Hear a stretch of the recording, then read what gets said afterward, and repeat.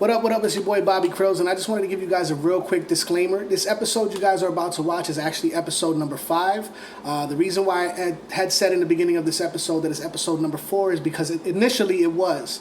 But due to the last episode that I just dropped with Elvis Cutthroat LeBron, it was very time sensitive, so I actually had to put his episode before this one. So just a quick disclaimer, so when you guys hear it in the beginning of this video, I'm going to say episode 4, but it's actually episode number 5. So with that disclaimer, I just wanted to put that out there so you guys know exactly what's going on here. It's not a mistake. It's just something that happened. When you're doing podcasts, sometimes things comes up and you got to kind of roll with the punches and adjust, on the fly. But this is episode number 5. With that said, without further ado, enjoy the episode, guys. Love you guys.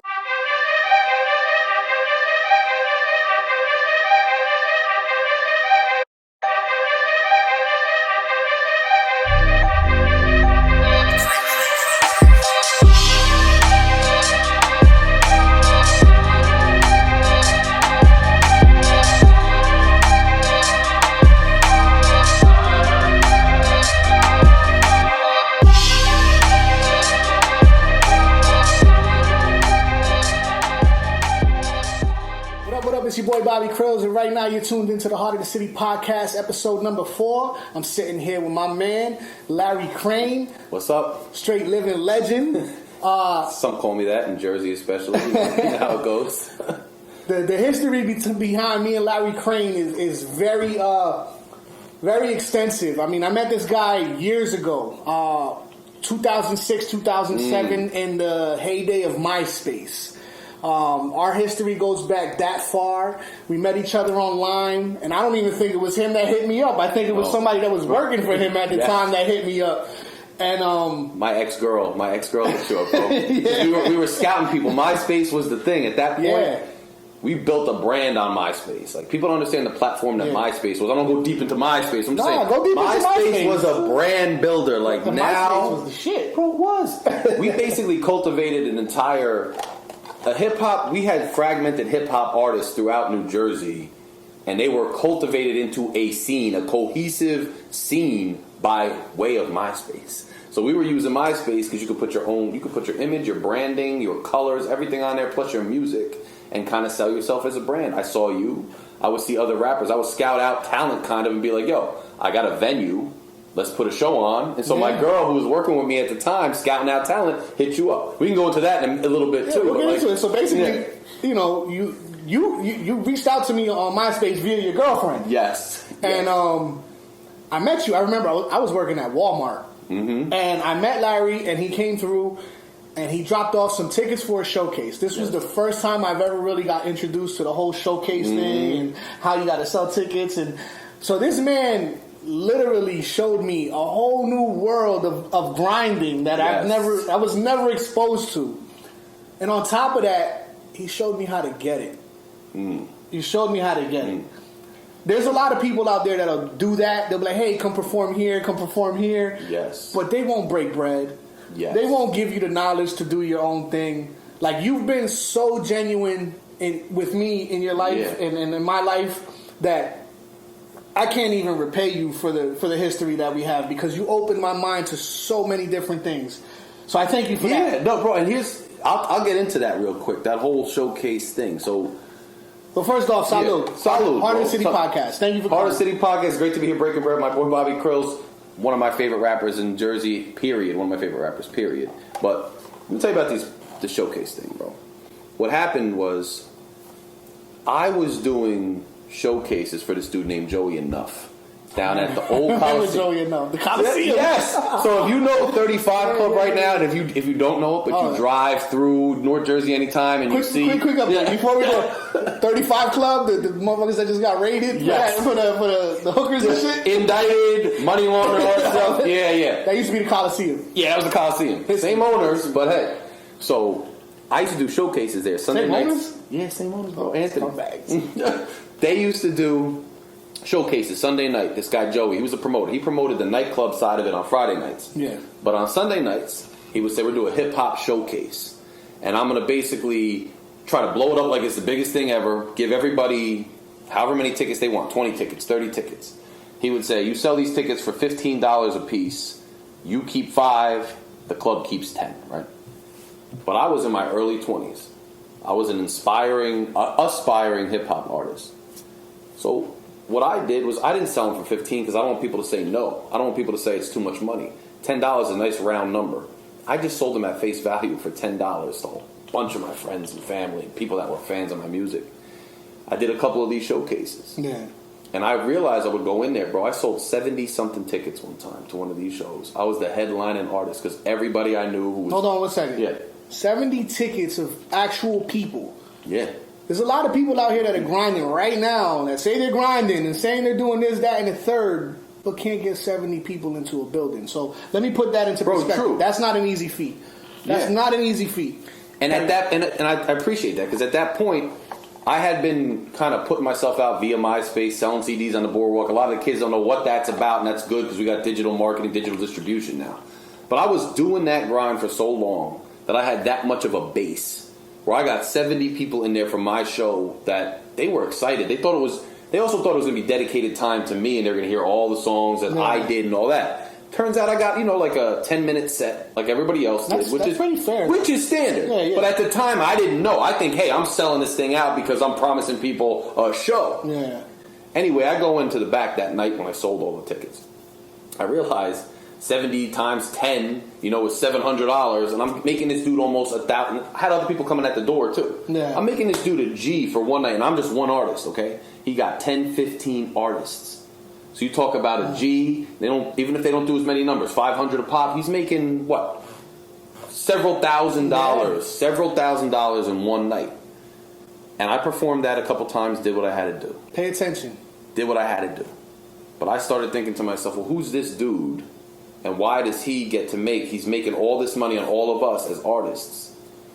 All he has is the connection to the venue. That's all he has. So what happened was, he was working at Walmart. I was working at Acme, bro. I was working at Acme, okay?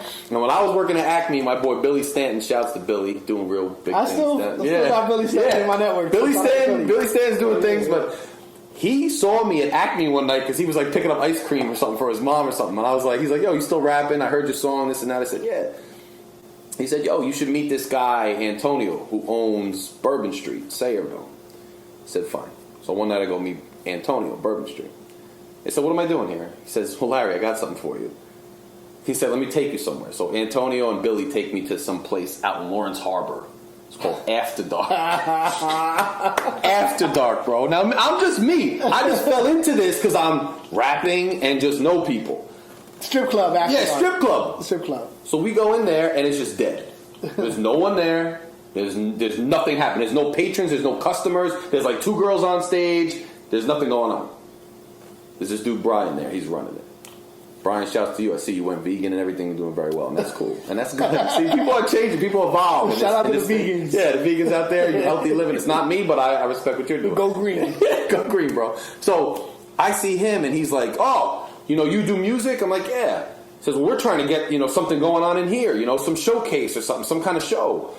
I said, I know the model for that. All I got to do is say, because that's what the club did, right? That's what Coliseum did. Joey would take all the ticket sales because the club would make bank on the drinks. Yeah. They didn't care because the door would have been free anyway. All they cared about was how many people can you get into an establishment that previously had nobody in it. Gems. Now I'm going to make money. Gems. Yeah, now I'm going to make money on drinks. So I said, you know what? Give me 2 months from now. Give me a date, a Friday night date. I take the door, you take the bar. Fair enough? Fair enough. I went out. I got microphone equipment. I had like DJs that I knew. I forget who DJ'd the first one, but I had a DJ. And then I just went, let me find local artists who I had met on the circuit in Coliseum or who are just local that I dig their music and vibe, and get them to sign up for this show, sell their tickets, and I'll take the door. But here's the thing. I'm an artist at heart. I was always forget artist at heart. I'm just a dude who knows other dudes, who's cool with other people. I'm a man of my word. I was like, yo, if I'm going to eat off this is crazy. So other artists that I think have talent and could sell the place out too, I'm going to let them eat off it too. Like, we could all share in this business model and all do well. We could all break bread. So we kind of met that way by you coming and being an artist, and then we went further. You could elaborate on that, but I'll talk about that too. Yeah, you you gave me opportunities at After Dark a few times. You gave me, and then we went to Cagney's, we went to other venues and stuff like that, and that's where it really started to make sense to me. I'm like, I see this game right here. Yes, but you exposed me to it. But and the thing is, you never hid the info. You never tried to like snake oil sales with me or anything like that. You were like, Bobby, no, this is what it is, and if you want to do it, let's do that. You know, I got you all day. Let's break bread. Yes. And the fact that you did that, it just it changed my life. That's crazy. It really did, and I got to thank you for that, because at that point I understood that grind. Right. I understood what the club circuit was, how to book shows, how to get shows, what club owners are looking for. All that type of stuff, which a lot of artists don't understand that. And it's really not rocket science. If you're listening to the last 5 minutes of what he just talked about, that's pretty much it. It's black and white. They care about the bar. You get the door, they want the bar. If you're smart, you get the door and a little percentage of the bar. Truth. But I learned that later. I learned that later in life. And I started throwing parties like a motherfucker. After Larry, I was just throwing parties. And a lot of you guys can attest for that, because you guys been to my parties. This is not, I'm not talking bullshit here. I've packed clubs for a very long time, and a lot of it I have to thank you for, because you just opened my eyes to something that I didn't see before. And that's crazy, because when I started out with the whole thing, it's my philosophy. A lot of people want to say, oh, this person's got it in and they don't share with me, or I'm always held down by this system, and this person's like, yo, my philosophy's always been, the hardest workers, the most talented people should get a piece and get to earn what they put out. And so I saw very early that the people you were bringing in, the people you were associated with who came in there were selling massive amounts of tickets and doing massive amounts of work. So my thing was like, okay, I learned from somebody just looking at this dude, Joey. So why wouldn't I now see somebody else who's grinding, who has the potential, the talent, the ability to sell and make money? What I said was like, yo, you sell the most tickets at the next show. Like, now you get a show. I'll link it up with the club. You take it. It's yours. Your door, your format, your artist. Because you made me money. So now I'm going to help you make money. And then you put somebody else on who's going to make money. People under you were making money. And that was how we did it. And what was crazy to me, though, is not crazy, but so I go about my life and we, sometimes I'm doubtful of myself. Like, all right, I made, how much of an impact did I make, right? Because I'm not famous. I'm not like super recognized and this or that, like on a national scale. I'm like, well, what influence do I have? And I realize sometimes, like, I have an influence in all these different facets locally, and I'm talking Jersey. You guys came to my birthday party 2 years ago, a year ago. Shout out to my brother Ahi. This is the Howell party. Yeah. So I think this is the Howell. Oh, the Howell party. Oh no, that wasn't the Howell. I'm talking about like recently. We came to York. The Howell party. All right. So that's another thing I used to do. Shout out to Ahi for that one, though. That's another thing I used to do. I used to throw, because we used to have actual CDs now. And I'll probably still do it for this album because it's a release. I used to throw release parties every time I come out with a release. And what I would do is, see, again, I'm all about my music and art. I just want people to listen to the CD. But I had to make money. So they would pay like $1 at the door, $5 at the door, $10 at the door. I would have alcohol and everything else, free alcohol. But each person would get a copy of my CD. So they'd be bumping it all week the next week. So we had Howell. That was a crazy night. We had a couple in Freehold. We had a lot of crazy nights with the release parties. But no. That Howell night was legendary. In my life. Woo. See? And that means something to me. That was a white picket fence release party, 2008. Bro. I remember it to this day. I came through with like 10, 15 goons. Yes, you did, bro. You did. And we were trashed. And on the way, I remember the way home, we had to be doing like 90, 95, 100, over 100 probably. Yeah. And in the car, we're smoking, drinking, dirty as fuck, work everywhere. You know what I mean? And we're sitting there telling each other, if we get locked up, we fucking up the whole empire. Everybody in county's getting it.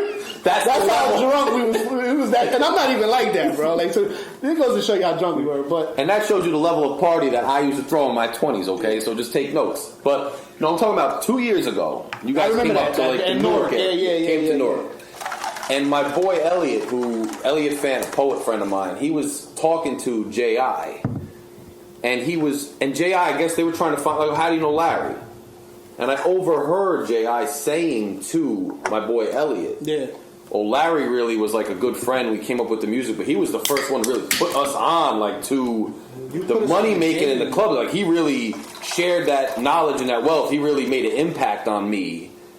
And it made me pause because I was talking to Six a couple months after that. And Six said to me, yo, you really helped a lot of dudes out. You put a lot of people on. And I didn't even... I guess because I'm always grinding, and I'm always forward, and I'm always trying to call myself and thinking about my own place, that I don't reflect enough. Yeah. And to see how you guys, how it affected you to that level, and that's why we're lifelong friends too. Yeah, absolutely. How it affected you to that level means a lot to me, and it just shows the influence. So it means a lot to me that you went up, you went ahead and you went beyond what I was doing, with like taking pieces of the bar and running all these shows. And I visited you later when I was in school and stuff at your showcases. Yeah. And it's beautiful that you guys blossomed from that and learned that trick of the trade early on. And I was able to share that. But that's part of, understanding impact. That's like people. That's your character, man. That's just who you are. Morally, you're just a great fucking dude, bro. I appreciate it, bro. But it's salute again, bro. I appreciate it, but that's what I see. That keeps me going, bro. And aside from music, you've just become you're a friend. It's not even like. Yes. I mean, what was it? 2006, 2007. It's what are we looking at? 13, 15 years now, bro. Like, I've known you for a long time, and we've never really disconnected. It's always, even if you're not doing nothing or I'm not doing it, we're friends. Yes, we built that type of relationship through music, and that just shows you that if you build good relationships with people and you treat people with honesty, integrity, and stuff like that, like you can really build something that flourishes. Yes, and we did, and I thank you for that. So I thank you for that too, bro. For the HOTC Podcast, I'm just very happy to have you on, and I want to start diving into you. Let's do it. Yeah. So, we got into us. Well, we got pretty deep into us. That was pretty dope. Yeah. which is cool. All right, so let's get into it. Where were you born? I was born in Neptune, New Jersey. Okay, what hospital was that? Jersey Shore? Jersey Shore. Okay. Jersey Shore Medical. It was a Jersey Shore Medical Center. Whatever's on 36 over there. It was a 30... JSMC, yeah. I was born in Neptune. I deliver to those fuckers at my job, my daytime job, so fuck them. So you know better. If you got the highway, if I got the highway wrong, whatever, it's in Neptune. It's in Neptune. That's where I was born, at that hospital, So I got my birth certificate. I got to re-up on it. It's down in Neptune. Okay. And you were born in Neptune. What's your heritage? I am Italian-American, and I'm also Irish and Hungarian. Okay. The Italian takes over my kind of cultural... You definitely have like a Guido vibe. Yes. You know what I mean? But I know that you eat corned beef and cabbage. Yeah, no, I don't eat corned beef and cabbage. Lasagna and ziti, but I got red hair. So, okay. But corned beef is pretty good, though. But no. It's banging. But I drink Jameson and, whiskey. Okay, so there it goes. I'll find an Irish pub any city I go to. So, Irish pubs. McGovern's, Kilkenny's, Newark, you know what I'm talking about. But, so that's my heritage is those things. So, Italian, Irish, and Hungarian. Yes. Okay, there's a lot of good food there, though. Hell yeah. So we got a lot of good food. And the Hungarian food kind of slips in, too, like, even with home fries and stuff. You put, like, paprika in it. That's like, if you look at a lot of the paprika you buy in the store, it says Hungarian paprika. Yeah. So, like, your home fries are, like, super paprika'd up, and we do a lot of stuff with that, too. Okay. But Italian kind of is like it's a dominant culture. Yeah. So it really took me, over, and I kind of, a lot of my holiday traditions, like what we eat on, we have ziti on Thanksgiving with a turkey too. Yeah. We have lasagna on Christmas. We, a lot of my cultural, just everyday, inclinations are governed by like the Italian part of me. So I kind of put that foot forth. I mean, everything is literally Italian about this guy because since I've known him, he's been driving Cadillacs. Yes. He listens to classical music. This is a thing, remember? I know, remember. This is a thing. He listens to classical music with the raindrops hitting the windshield. And it's like, honestly, if you don't follow Larry, I'm gonna tag it. I'm gonna put your Instagram stuff and all that. Follow him, bro. He has probably the coolest fucking page in the world. He takes great photos, and then he always like films himself driving. But you could feel the peace and serenity in these videos of him driving this Cadillac, and you're like, damn, I kind of want to sit in this fucking Cadillac with him right now. Classical music, Mozart and fucking Beethoven and all that shit in the background, and that's just beautiful shit, man. So you're a fucking very cultured man, man, and I love it. Appreciate that. I love following you. Bro. The grit page. Yeah, Exquisite Grit. Exquisite Grit. He has a page on Instagram called Exquisite Grit. We'll tag that as well.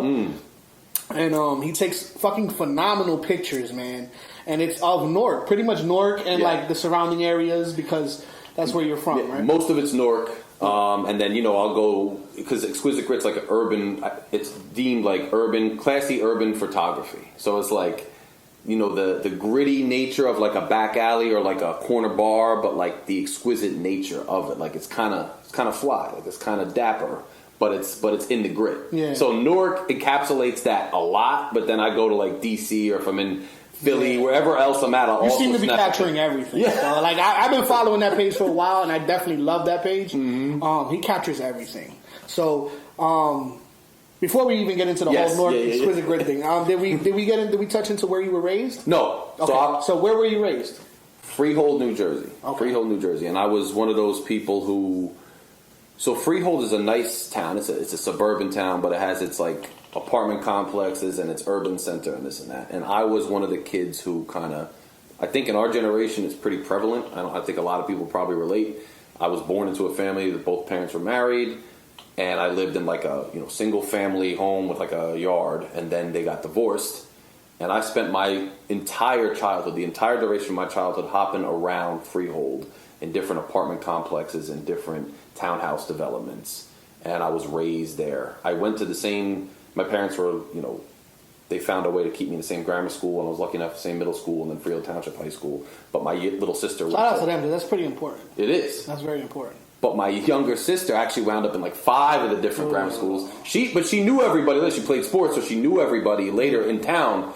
But we jumped around. So I was born and raised, and I still rep Freehold on some level. I was raised there. I grew up in every different corner of Freehold, New Jersey. Yeah. And that's kind of my origins. Okay. All right. So you went to Freehold High School, I'm assuming? Mm-hmm. Mm-hmm. So who was Larry in Freehold High School? What was your demeanor? What were you known for? What was the aura that you carried? What was all that? So I used to rock. I was the kid that I had the same haircut I got now back then. The comb over. Yeah, the comb over. I had it was slicked more, slicked. Yeah. And I had my buddy Joey Grasso. His father shot a film called "Growing Down in Brooklyn," which was some MSG Madison Square Garden Network special, about the mob or whatever. And he had this big chain that one of the actors wore. Yeah. So he gave it to me. So I used to walk around with a big gold chain, pinky ring that I took from my dad. I was basically the same guy, but young. Yeah. So a lot of people would be like, "The hell would you?" So you were dressing like a made man in high school. Kind of. Yeah, I was trying. Did you have taco meat showing? No. Because I didn't have any damn taco meat. Other than 2 white hair, it didn't work for me. But you know what? So I played ball the first year, freshman year. I played basketball and football, and I played again training camp junior year. But the thing with me was, I started drinking. I started hanging out with girls. My parents were divorced. I was one of those kids that it's hard to explain, right? Because I was one of those poetic dudes that would be writing. I was writing rhymes in my notebook, and my boy Chris Polaire and those other dudes would share notebooks in class, and I was writing rhymes with no beats, no recording equipment, no nothing, just writing. Because I was writing poetry too and stories, and in English class, I was the kid that read the book, knew everything the teacher was talking about, but didn't do my paper.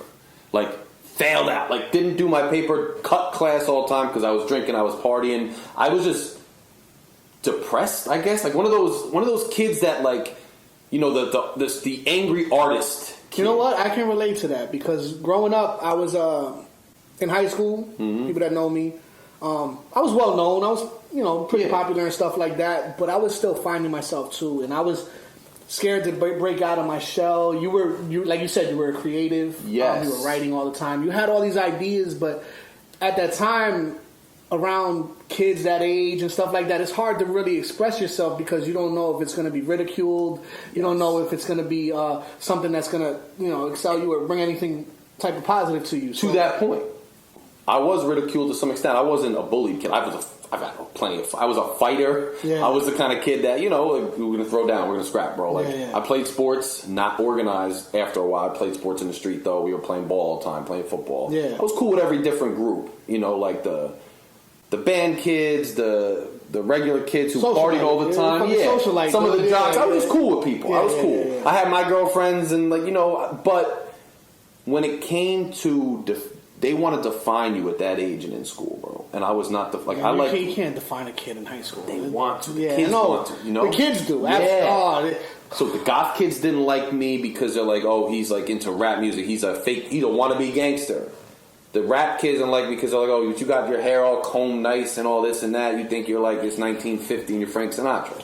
And then the jocks. Frank Sinatra's a good fucking person. But yeah, damn it, but they didn't get. Yeah, they don't understand. No, now they do. Now they're like. Now I came to my own. I'm like this motherfucker. But back then. Cadillac with the rain on the window pane and the you fucking Frank Sinatra, bro. Frank Sinatra. You are fucking. And he's from Hoboken, Jersey. So. There we go. But they would try to. I think there was just like I think it was a visceral reaction from kids that were insecure themselves. Were like, okay, you can't be in this group or that group or this group. And then the jocks were like, oh, but you don't play organized ball. Doesn't matter. You go to open gym and play with us all day. Yeah. You're not on the team. The teacher don't call you by your last name, your sports nickname. So I think it was like I was cool with everybody, but I also had a level of misunderstanding. Like I wasn't able to express myself in the branding. And I'm not saying it from a corporate standpoint. I'm saying it as an artistic standpoint. The branding of like who I was, what I was trying to convey, didn't resonate a lot in high school because there wasn't much of a market for it. Yeah, everybody in high school is trying to figure themselves out, and everybody just puts up this front and this this facade. Everybody's just trying to figure out who the fuck they are. It takes a while, and I know for me it took a while. So I can imagine what you went through too. So. I didn't really know who the hell I was in high school. I was trying to figure out, am I going to be a gangbanger or am I going to be a thug? What am I, bro? And you're just following trends and you're trying to just fit into a crowd until you realize who you are and you find your tribe. But yes, it took a while. I thought I was going to be a club owner connected to the mob. I could see that. I could see all of that. But that wasn't in the cards. Obviously, I'm a better person than that. All right, but, That's funny. All right, so obviously you said you had. Interest in hip hop and stuff like that in high school. How did you get into hip hop? I'll tell you this: when you're a young kid, and I know that there's a lot of discussion about who is hip hop for, who is it supposed to resonate with, who can do it. Not with you and me or people. I think more modern times, but I think you go back 15, 20, 25 years, that conversation kind of was there. The fact is, I'm a thinking kid. An intellectual kid who's grown up on soul music and disco music from the 70s from my mother and like keyboard type music, which we'll talk about later, talk about my music, from my father. Like I'm talking, Tears for Fears and all that. And my mother, I'm talking, like. I saw them live. See, that's like my mother told me like Brothers Johnson and like, all these, even like Boney James and like the jazz and all of these things. And you have this musical rhythmic background that you dig, but then you're an intellectual kid. You have a good vocabulary, you like to read. You think you're intelligent. You look out at your peers and you're like, oh, I'm smart, and I don't know if these dudes keep up.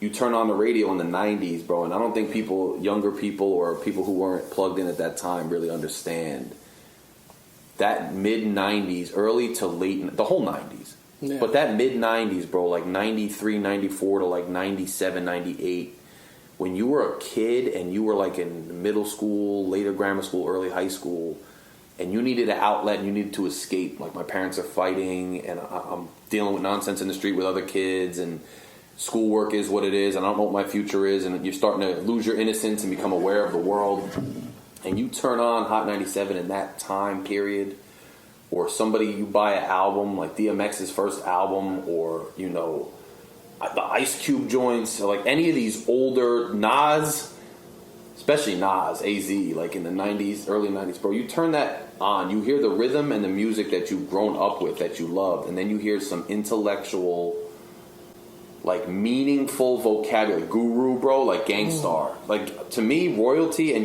My Steez, I know those are the radio joints, but I remember them early as a kid, very early in my boombox I had in my room, recording them with the tapes, because what he was saying resonated. And I'll say Tupac too. What they were saying resonated with a kid who was lost, looking for an escape, looking for a mind to relate to.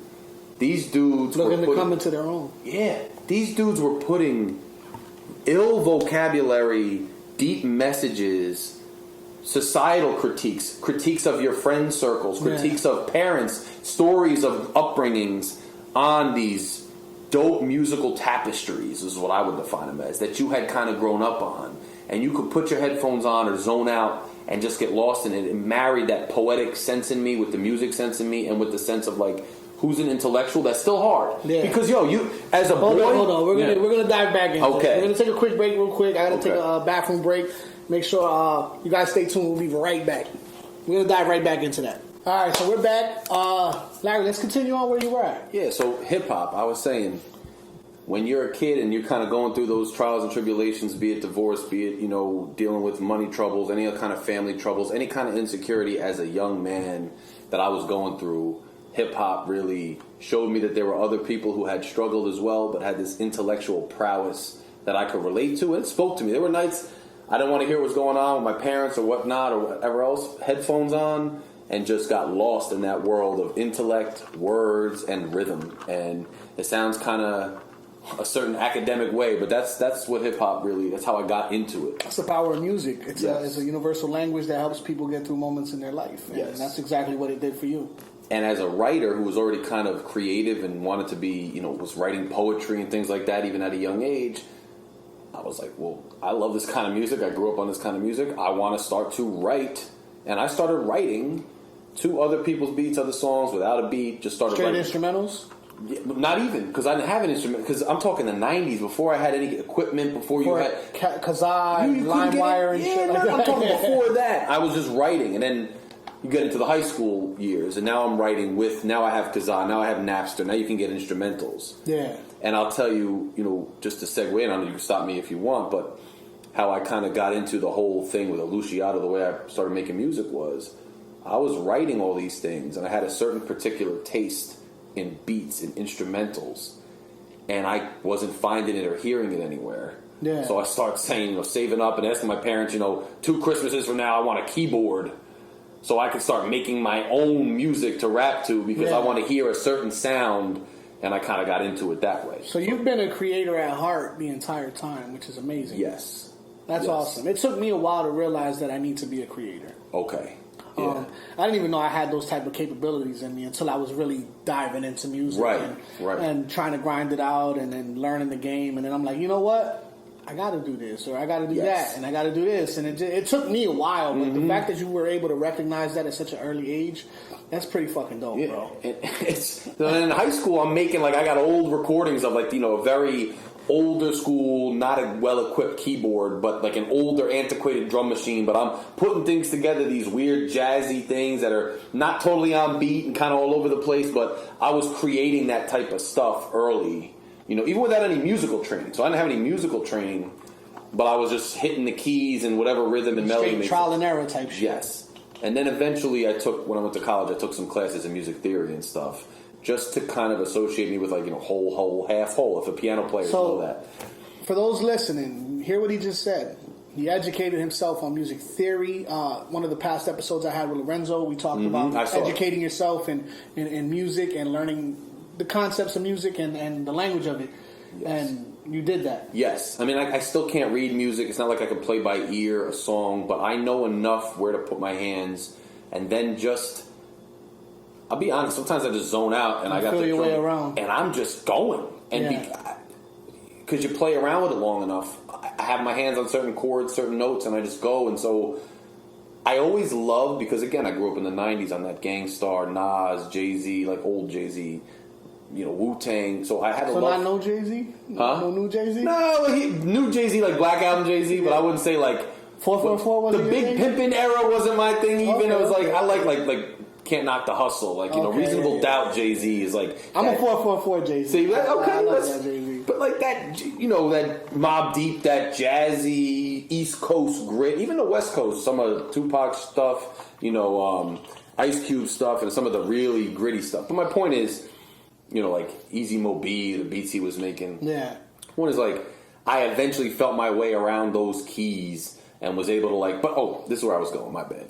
With the sampling thing. I grew up in the 90s, so I still had a proclivity towards samples, and I dug that, because it creates you create something new over something old that inspires you. Yeah. So now my style has always been this intellectual flow, when I was a kid, the guys that influenced me, and then samples and keys to kind of create my own instrumental backing, and that's kind of how, and I've never let it go. I almost make music for me to hear.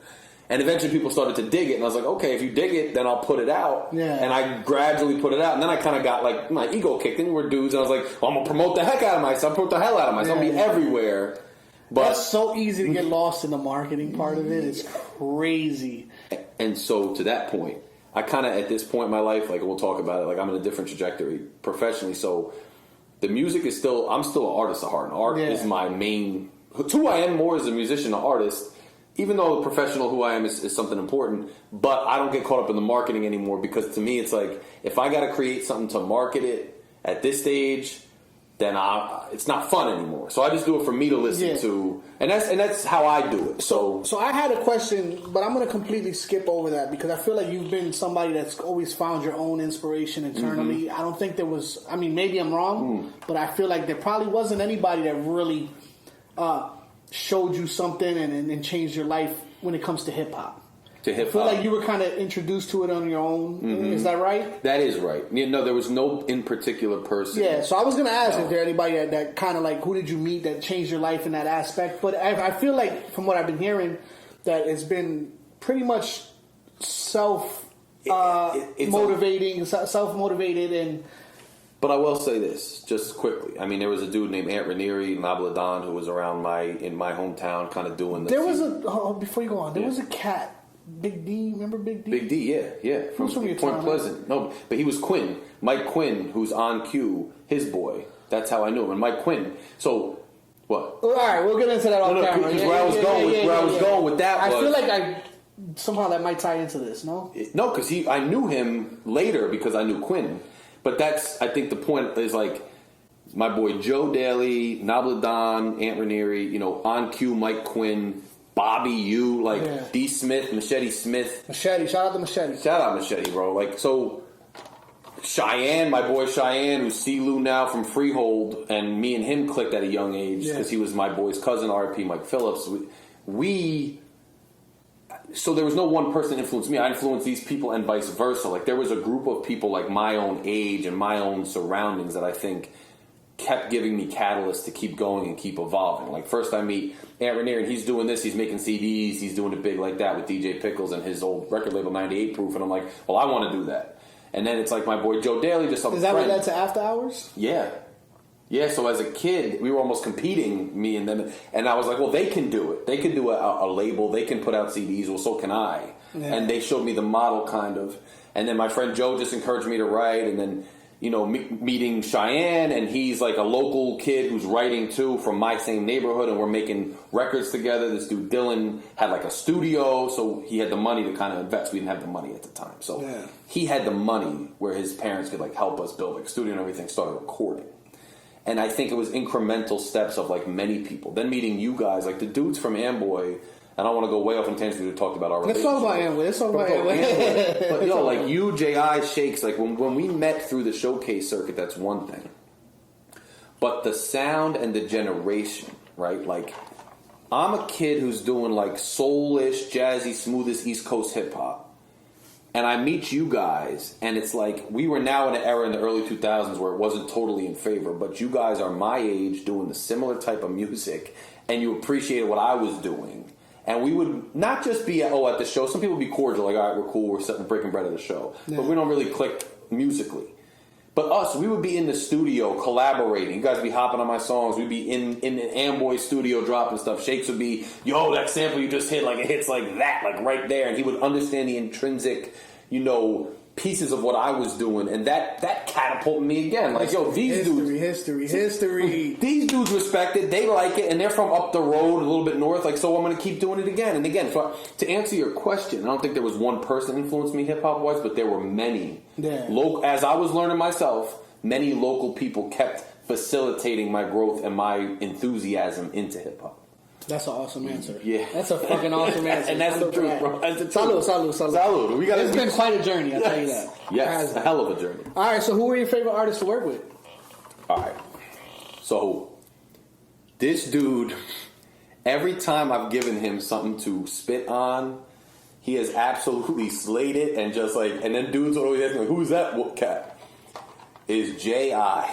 J.I. Bro. That's my brother. J.I. J.I. and he's like, he'll be calling me about like unrelated like questions about work or something. Like, Larry, this or that, and be like, J.I., this or that. Like, we'll be hanging out, something nothing to do with music, and I'll be like, but you got to give me this verse for this, because I'm always plotting on him, because for some reason, and when I was going through that like 30 for 30, you hopped on some stuff, people hopped on, like Cheyenne hopped on it, but Machete hopped on it, but J.I. hopped on like 3 or 4 tracks. Like, he was just like, because he's some of my style too, and his style just met. To say something about J.I., because I don't think I've ever publicly put it out there. I do want people that are listening to know that J.I., in my opinion, in my world, is the best songwriter that I have ever met in my life. This is the best songwriter that I know. You know, J.I. is so talented, from making beats to melodies to writing music. Like, he is so musically inclined that is crazy. So we got to give J.I. his flowers. He needs them. He definitely needs them. J.I. is a force to be reckoned with when it comes to music. He is that dude.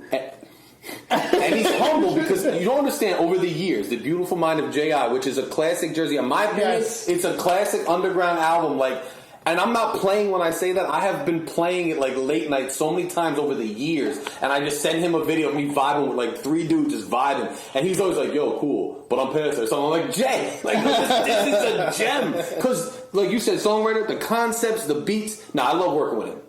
J.I.'s incredible. Yeah, but bro, I love being in the studio with you and Shakes and that whole Amboy crew. Like, that was a good. We wrote some songs, like that Blasted song, and the song where Mike Quinn produced was like in Hard Times Hip Hop Kept Me Moving. I forget the name of it. It was on my 30 for 30. I remember one time we went down to the studio in Freehold. That was pretty cool. Yes, you were down in Quinn's studio. You were in my house too, my dad's townhouse. Yeah, I remember that. Yeah, I remember that. So I always love working with you guys in total. My boy C-Lou, Cheyenne, I love working with him because we're from the same like roots in Freehold. So we always had a good collaborative thing. And me and Machete Smith used to sit there and just churn out songs, bro. Like, nothing written, no beat, go in the studio and like just catch a vibe. And I would write the piano, he'd rap it, and that was fun. That's a long time ago, but those I would say are like my people that I love working with. I love that collaboration. So what's next for music? I know we were talking a little bit off camera about some stuff that's going on. What you got coming up next? I got an album coming out. It's Life's Legacy in a World Not For Everyone by Lusciato, and that basically encompasses,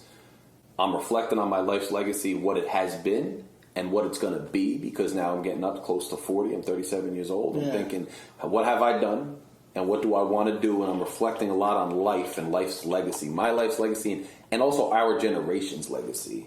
And I'm speaking a lot to our generation. You turn the songs on, you listen to what I'm talking about. A lot of people in our generation, I think, are going to understand what I'm saying, hear what I'm saying, feel what I'm saying. And then in a world not for everyone is really, I'm in Newark, New Jersey, and I'm in New Jersey in general. And it's not for everyone, bro. It's tough out here in Jersey, like, and I don't mean that necessarily in the old school way of like, oh, you know, things are going. I mean, like, it's a crazy, interesting world that we live in New Jersey. This like urban metropolis of like suburban, rich, poor, you know, industry. Very diverse. Yes, incredibly diverse. Like movers, shakers, different industries, different experiences. Everybody's kind of like a multifaceted person that I associate with. They have their day jobs, they have their side gigs, they have their endeavors, and the album is like, so Life's Legacy is my reflection, and In a World Not For Everyone is like my surrounding. There's 50 tracks on it. A lot of it's... Hold on. 50 tracks. 50 this tracks. album has 50 tracks. Carry on. And that's the beauty of digital distribution. Don't have to fit it on a CD anymore. But I just kind of ran rampant. It was like I started, it wasn't supposed to be 50, it was supposed to be 15, 20. But I worked on it for 3 years because I haven't released anything since 2012. So I was like, there was all this stuff pent up, all these things I wanted to share with the world. And I think I've been very vindicated, released in terms of the marketing side of it, where it's completely creative. Like there's stuff on there that's very jazz based, me on the keys, with like a very jazzy arrangement, and it's almost like the vibe of like a Steely Dan or something, or like a George Benson, but it's rap. And so it's a new kind of genre on a lot of levels. I'm excited for the world to hear it. But that's coming out, and it's going to be like, I'm still working on now. I recorded everything. I got to mix it all, get my collabs in, all that.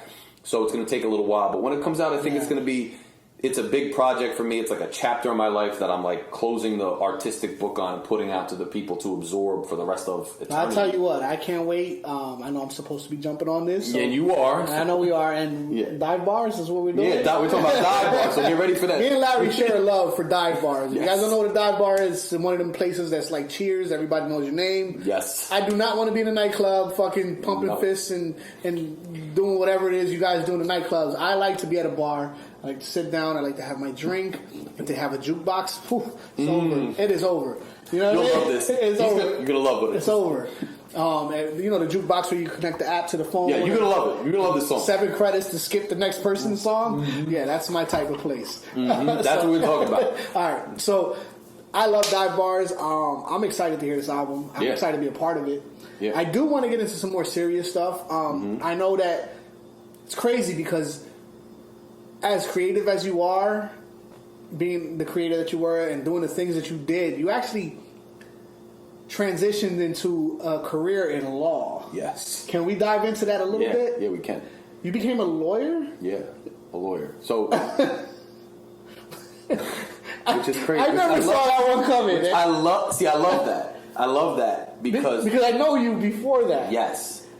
And the entire time that I've known you, you've been going through that process. Yes. You've always been an intellectual. You've always had some really great opinions on how your view of the world was very unique. It was, and it's not like a traditional person. So you see it from different angles.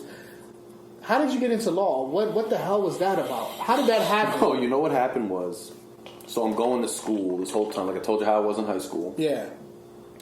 And so through my 20s, I'm really just chasing a dream, bro. I'm chasing music. I'm chasing entertainment. I'm chasing like club ownership or something. But my father, so neither of my parents graduated college. But my father said, look, you either are in school and you don't have to pay me rent, or you're working and that's fine. You start paying me rent. You start getting either one's fine because he didn't go to college. You know what time it was? Yeah, just fine. I was in school while I was doing a lot of this music stuff, but I was kind of drifting in school. First, I majored in English. Like, do I want to be a writer? Then I actually majored in communication. When I majored in communication, the idea was, I'm going to do radio or music. I'm going to learn how to mix. I'm going to learn how to record. I'm going to learn. That's when I took the music theory class. I learned the right decision, though. Yeah, well, yeah. So, and I'm gonna tell you. So I learned how to mix and everything at Brookdale Community College. That's where I was going to school. I did a semester at Willie P, but I left. And I decided, okay, at some point, like in my mid-20s, I was grinding on music and I was doing good in the classroom with the communications. But I thought to myself, and I was working, bro. I was working behind a deli counter at my boy Rhodes's Deli. I was working as Sean Rhodes? Yeah, Sean Rhodes. Shout out to Sean Rhodes. Shout out to Sean Rhodes at his dude right and I got to there. shout out AC too, just because we're in that crew and free. But just I was behind the counter making sandwiches, and at the same time I was working for my neighbor who had a networking company, but we would physically run the wires through the walls and like commercial buildings. So I was getting dirty in attics and like fiberglass on me. Oof. I was doing landscaping, whatever I could get work. Grinding. Yeah, I was a kid, a 20-something-year-old kid trying to make money, and I realized I was like, yo, I don't want to. I realized music and entertainment is going to be on my own. I'm either going to make it there or not make it there on my own. This degree in communications is not necessarily going to move the needle for me getting signed to a record contract or doing something big. If I'm going to do that, I'm going to do it on my own. I learned enough from the classes I took that I need to think about what's my future. Like, I'm transitioning out. You're getting older in the clubs and people aren't coming to my shows anymore because I'm just a little older. I'm not in the scene anymore. It starts to fade. I have a knack for feeling like the chapter closing, another chapter opening. And I thought, okay, what do I want to do? What do I want out of life? And I was like, yo, I want to be able to dress nicely and go to work, take a lunch break without like punching quickly. I want to be able to have like time off, paid vacation, and have a career that people respect and admire. And I was kind of interested in politics. I don't know where the road goes with that, but I was like, well, what leads to that too? We'll get into that. Yeah, and I was like, so I was like, yo, what can I do? What was my career path? I was really interested in political science, so I said, okay, I'll major in political science. I always kind of had in the back of my mind, I was always like into Law and Order and, just like gangster movies, cop movies and all. And I was like, insert the doom doom. Yes. You know what I mean? Yeah, bro, yeah, do it. So I was like, yo, that's a good, viable career. Let me shift my gears. And I kind of just went all out. As I was still kind of doing the music and other things and still working in the deli, and I kind of shifted all out of community college, majored in political science, got my associates, transferred to Rutgers Newark, which is how I came to Newark. I was transferred to Rutgers Newark in 2008. And I started taking political science classes. I started thriving, where I didn't pay attention, like didn't do my homework in high school. I was killing my homework in college. You actually enjoyed learning. I really enjoyed it. And I was now at an intellectual level with these professors and these people where like I was delving into it. And now I started to see myself. That's what molded who you are. Because you know what's interesting? So like you just said, knowing you before this, it's crazy. Like I've just recently now started to mold my artistic who I am there with my law and embraced it on both sides, and people from both sides of my life embrace me because it's all me. That cultivated my intellectual thing. Like, no, I'm not just some angry dude hanging out in nightclubs till 3. I am that, but I'm also this smart intellectual person that can thrive in college. And that is the perfect segue into what we got going on now. Yes. So right now you've been doing a podcast for quite some time now. How long has it been? Since the pandemic. All right, so you've been doing a podcast called Logic and Larry. Yes. I've tuned in a few times. Yes. And you dive into some really intense political issues Yes. and topics and stuff like that. How did that start? What was that about? So law school is one aspect of law, but I still carry my poli-sci bachelor's degree. And one of the things they taught us, especially at Newark, in Rutgers, Newark, one of the main things they preach was like, you can't just be a passive learner. You can't just be absorbing books. You got to go reach out to the community. If you're a political scientist, you understand politics, your job is to engage with the community and help educate the community and the people on what's going on politically. The pandemic hit, and there was so much misinformation and crazy distorted views and all this nonsense flying around all the time. The Orange Man. Yeah, and I was like, yo, and Trump, because that's the other thing. I was like a super left-leaning person as a younger person, and now I'm like very much in the center because I see all the nonsense on both sides. Yeah. So me, at the time of the pandemic, bro, I was kind of just like sitting there bored. And people have been bothering me for a while because of my I was posting on Facebook a lot about politics, and I would talk I've seen a lot of topics on your page that kind of get people going. Yeah, so they would tell me, yo, you got to do a podcast. You got to do a podcast. I had done a podcast, a comedy podcast back in the day called Raw Radio with my boy Mike Kirschenbaum, who lives in Philly now. I remember that. You probably do. You might even you were around when that was going on, and then I did the Blatant Majority with Dan Lead and Danny Deeds, which was like down in Dallas now, was like another one. So I kind of had my bones because I already had audio equipment from music. I knew how to kind of project on the microphone. I could kind of had this fun podcast experience, like background. Yeah. So during the pandemic, I was like, yo, everybody's sitting at home, nobody's doing anything. You know what I could do? I could fire this up, put some jazz. Yeah, put some jazz on the background. Yeah, I love that. And I introduce people to soul and jazz I never heard. And I could talk about politics and educate the masses, and they could sit there and chill with me and vibe. And during the pandemic, no one was doing anything, so they all tuned in. And now people, I get more people listening later. Can I ask you a question? Yeah. As somebody that's entering into the podcast space, yes. and how hard is it to host a podcast by yourself? See, me, because all I do is talk nonstop, as you guys could see. It's not that hard. What I do, to be honest, I have a few drinks, because if I don't, then I'm too self-conscious. Yeah. I don't get, drunk, but I have a couple drinks, and then when I put the music on, I want to introduce people to it, and it sets the vibe, but it also sets me into a vibe where I'm kind of mellow, and I just riff. And I take notes, so I want to hit certain topics. It's not that hard, because I'm just sitting there. Now, live is easier. I do it live. When you record it live, it's easier to do it by yourself, because you're seeing the comments come in live, too. You can kind of respond yes. like that. So it kind of gives you that encouragement, that feel. Like when no one's on there, it feels weird. I'll tell you guys what, Hardest City Podcast, I probably will attempt to do a podcast by myself. I don't know how it's going to go, but you guys are going to be here for that shit, so it doesn't even matter. I think it'll go fine, because I can see you. I can definitely rant and riff and do all that. You know what I mean? I have so much stuff that I would love to talk about. But it's impressive that you can be able to, carry on an entire fucking conversation by yourself. By yourself. Because, bro, you know why? Because you know what I learned to do, too? This is another thing. Because I used to get so deep into those Facebook debates. Yeah. Like you said, I used to argue with people for days, and it took my energy.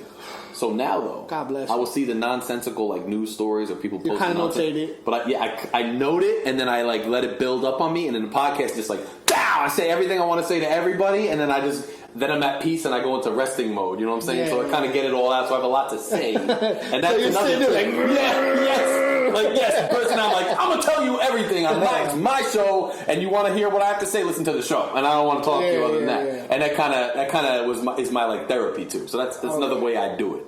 So it's a good way for you to vent. Yes, that too. Yes. Well, I feel like I got to do that. I feel like I got to do that. But there's so many things that bother me in the world. I don't even know what to focus on. I don't know what to focus on. What do I focus on? Politics? Pick one and just do an episode on that. See how it goes, bro. Yeah, I'm gonna do it. Hardest thing I'm gonna do. I'm gonna do a live one day. You guys better tune in. Do it. So, I mean, Larry, it's been a pleasure, my brother. Oh, yeah, it's been a pleasure to be with you, bro. Jesus Christ. It's been a real pleasure to be with you. Heart of the City, episode number 4. Larry, where can they reach you? So you can find me on, it's Larry_AK on Instagram if you want to find all those stories. Yeah. Type in Lusciato. It's going to be on the graphic below me. And you can find my music and all that on YouTube. Look out for the next year or so. You'll see promo materials and other things coming out on social media that promote Lusciato. But if you search that, you'll see my musical stuff. And just type in Lawrence Krayn or Larry Krayn on Google. You'll see articles about my job, articles about other things I'm doing, things of that nature. And look, just to be clear, what is your profession? So I'm actually I work for the state for the Attorney General's office right now. I was a prosecutor, assistant prosecutor, Essex County. Before that, everything I say. Now you're down in Trenton, no? Now I'm down. I'm actually not. I work out of Trenton, but I have a satellite office. Okay. But everything I say in the podcast is my opinion, not the opinion of anybody in the agency. But that's what I do now. Yeah. And I just want to say too, you see the shirt, man. This city, Newark, New Jersey, is coming up. There's a lot of development going. A lot of great artistic people. So come visit Newark. Come find me, and then visit Newark. Talk to Bobby. And he'll be. I think me and you should do something, maybe like a social event or something. It doesn't even have to be anything like nothing formal. Just come out and hang out. Let's do it. I love the love that you have for New York. Yeah, I do. North. Tito's. I love the love that you have for Newark. You capture that city in a way that nobody that I've ever seen done it. Right. You know what I mean? Even with the Exquisite Grip, I'm gonna put that in the description as well. Yes. So.